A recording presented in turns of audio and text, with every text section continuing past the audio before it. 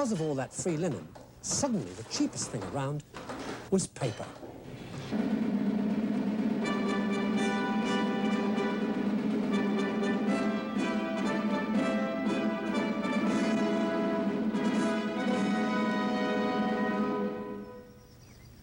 This is one of those moments in history when things come together like a jigsaw to produce something entirely new.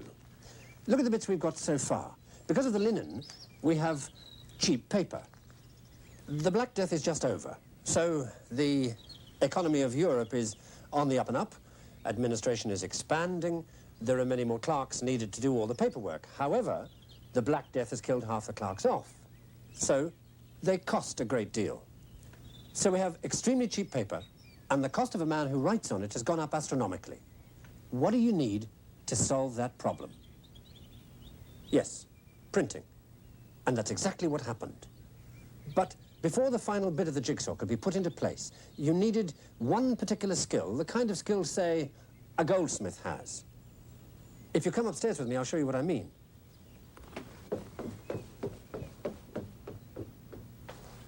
You see, printing had been around for centuries, in the case of the Chinese for 1,000 years, but it was printing with blocks like this. The trouble was those blocks, being made of wood, would tend to wear down, and in any case, they only did the one thing. Now, what our goldsmith friend did, and by the way, his name was Johann Gutenberg, and he lived in Mainz in Germany in the 1450s, he used his expertise with precious metal. He knew what that was, the hallmark. And he knew that the hallmark was made with a punch.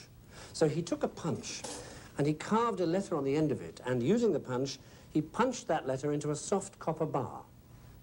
Then he designed a mold in 2 bits so that it comes apart. You put the mold together like that. You slide into the mold the letter you want to make, any letter. Close it tight with a big spring. Turn it over. And then very, very carefully, you put molten lead alloy into the mold like this. Leave it for just a few seconds, and then you break the mold, and the letter is there, ready to print with. And that letter A will go anywhere on the page you want to put a letter A. It will go in the place of any other letter A. The mold makes all the letters, so they're all the same size. It makes all the spaces, so they're all the same size. So the printing is uniform. But it's the interchangeability of the letters that is at the heart of Gutenberg's invention.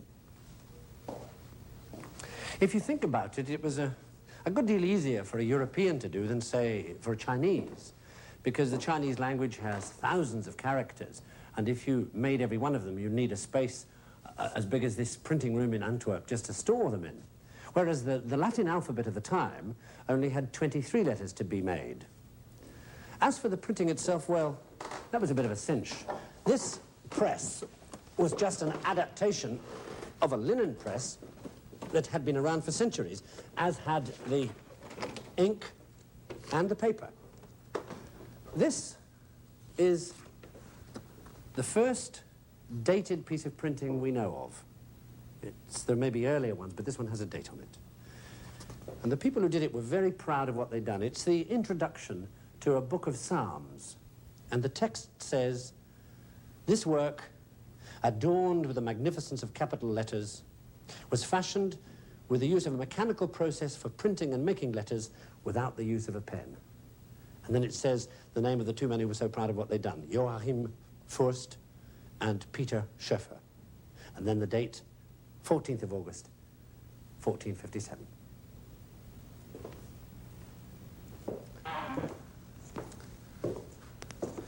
The coming of the book changed everything. Perhaps the most obvious change was the appearance of the bookshop, where you could come in and buy anything you wanted to read.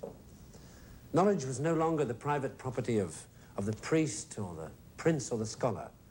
If you could pay and you could read, it was all yours. The new books also standardized spelling. They carried an author's name, and they encouraged accuracy because the books could be widely read by people who knew more about the subject perhaps than the author himself. But perhaps most fundamental of all, the new books gave birth to the specialization that is the blessing or the bane, depending on your point of view, of our modern world. Because you see, the architects and the engineers started to write about what they knew in terms that only their co-professionals would understand.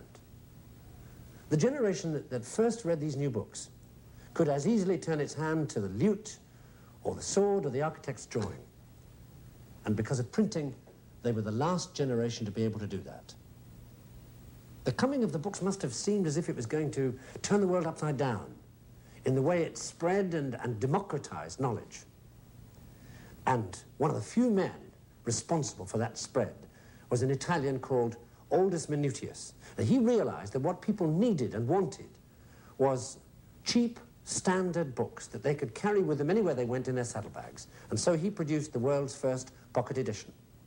And he did so in what by 1500 was the printing capital of Europe, Venice.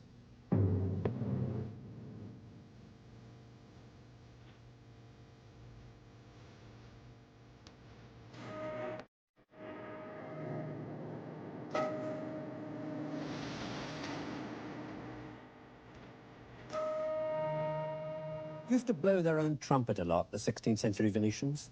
Well, you couldn't blame them. There were, after all, more millionaires per square inch here than anywhere else in Europe. Biggest navy, biggest overseas commercial empire, biggest bank balance. Venice was queen of the seas.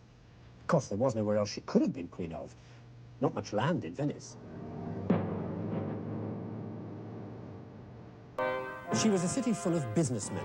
And because of her connections with Constantinople, she was also full of Greeks, refugees from when the Turks invaded it in 1453. And it was the Greek connection that gave the printer Aldus Manutius his big chance.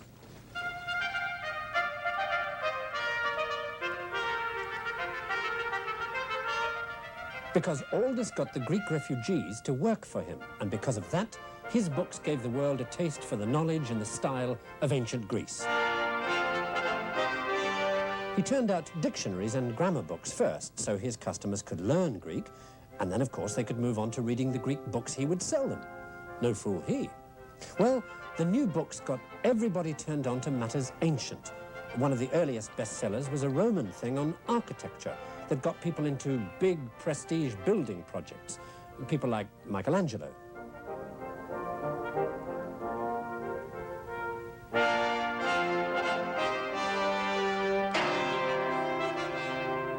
Thanks to Aldus and the Venetian printing presses, in 1500, only 50 years after Gutenberg, there were no less than 20 million books in existence. In 1515, Aldus died.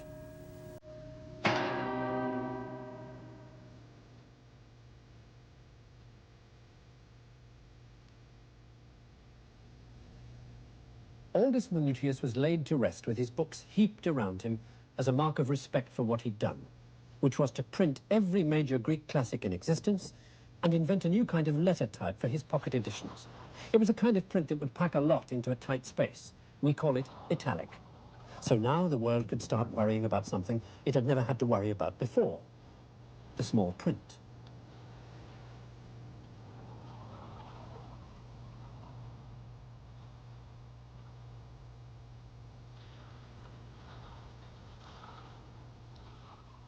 But above all, thanks to books, the world learnt about Greek science.